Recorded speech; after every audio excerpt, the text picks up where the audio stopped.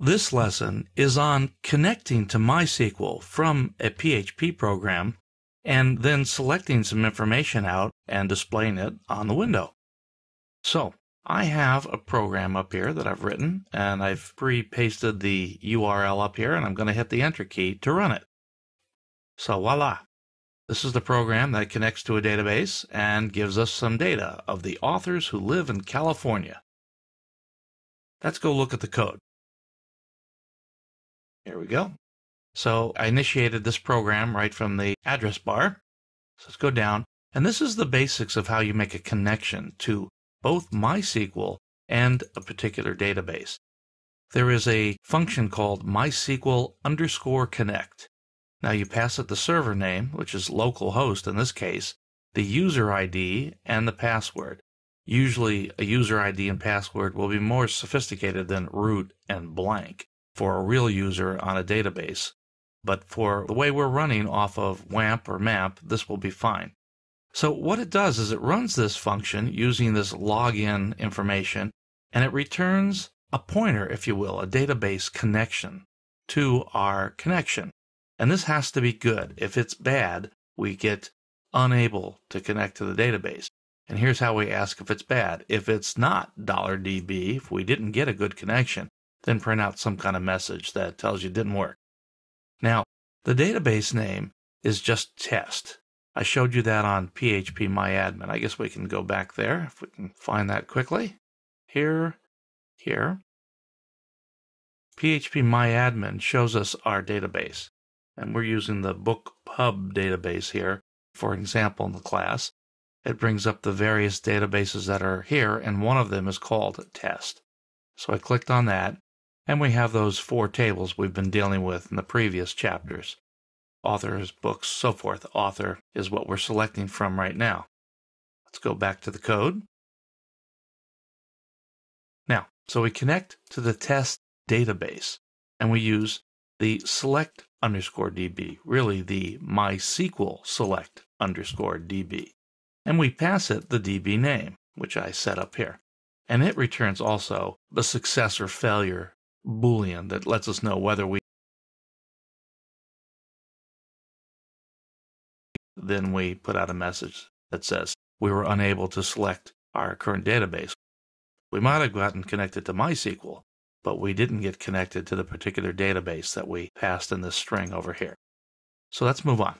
We didn't get any of those messages, so that's good. So now we can begin to set up a statement, a SQL statement of some kind.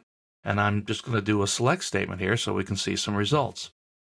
Now, here's a little technique that I use, and I've seen many people use, is I build the select statement in such a way that it looks almost the way I would type it in interactively. I see select last name, first name, state, from author on the next line, where state. You can see what's going on really well. In truth, PHP and MySQL don't care about that. It's one big long string, but that's very hard to read if you just stick it in a variable that way. So to get this sort of look like a regular select statement that you would type in interactively, build it up like this. Have a variable. I called it SQL statement. And I build the first part of it there, and then I use the concatenation with a dot equals to add to it each time. This is much easier to debug as we go along. Now this is a very, very simple SQL statement. We're going to do some things a little bit more complicated where we have to pass data that could change, data that the user might enter. Now look over here. It says where state equals California. Notice I've got the single ticks around it. That's what I would have to type in interactively, so that has to be a part of the string. And later on, when we start passing in a variable there instead of a literal value, we got to make sure to include those single ticks around it in the output string of SQL, or it won't work. Now, once we have that statement formatted, we issue a MySQL_query function, and we pass to it the statement that we built in the lines above. It will return a result. Usually, if the result is good, this is going to be a special data structure that we can go through and get our grid-like information. Recall that SQL stores information in tables, which is always grid-like, but also all the results from a SQL statement come back in a grid-like fashion, very much like a spreadsheet. So I'm initializing some variables here, and now I ask the question, if not $result, means something didn't go right. If it didn't go right, I'm going to write out these errors. I'm using these functions, MySQL error, number, and the error statement. I reprint out the statement that we put in there, and the number of rows that may have been affected by the statement. Now, one thing to keep in mind is this is one way to do MySQL queries in PHP. There's another method which is called MySQL I error and MySQL I, and over here it'll be MySQL I query, and it takes slightly different parameters. You can read about that at php.net and read about the different way to do it. I'm going to show you just this one simpler method because it's backwards compatible with older versions of PHP. Not that old, but old enough. So I'm going to show you this. Making the leap from this method to the MySQL I is not that hard. So just want you to be aware of that. Okay, now, we assume that things are good now. So I put out a heading, authors who live in California, and I begin a table.